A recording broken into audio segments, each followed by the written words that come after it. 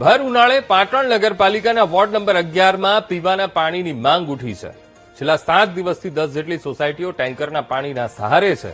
મહિલાઓને બેડા પાણી માટે રજળપાટ કરવી પડી રહી છે।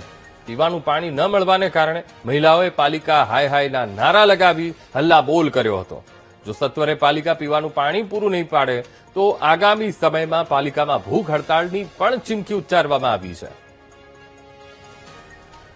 વોર્ડ નંબર 11 આવે છે અમારો વૃંદાવન સોસાયટી ને 6 દિવસથી છેલ્લા 6 દિવસથી કે 7 દિવસથી કહીએ તો પાણી આવતું નથી અને આમે નગરપાલિકા પાણી આપે છે।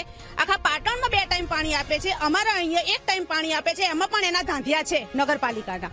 અને જો નગરપાલિકામાં કહેવા જઈએ તો એમનો કોઈ જ રિસ્પોન્સ હોતો નથી અને બહુ કહેવા જઈએ તો કંઈ નહીં, બસ બધું અધર તાલે છે। સોસાયટીમાં પાણી આવે છે તો આગળના મકાનોમાં પાણી આવે છે, પાછળના મકાનોમાં પાણી બિલકુલ આવતું નથી।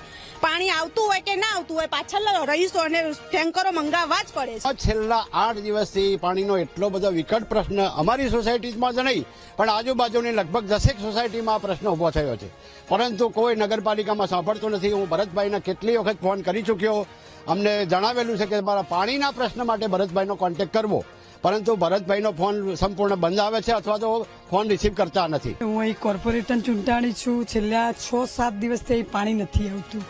અમે આવ્યા અહીંયા આ બધા રહીશોને મળ્યા છીએ અને આ પાટણ નગરપાલિકાની ખૂબ મોટી બેદરકારી છે કે આવા ઉનાળા અને કાળઝાળ ગરમીમાં પાણી નથી આવતું। એ અમારી કાલે નગરપાલિકામાં પહેલું બોર્ડ હતું તો અમે ચીફ ઓફિસરને પણ રજૂઆત કરી છે।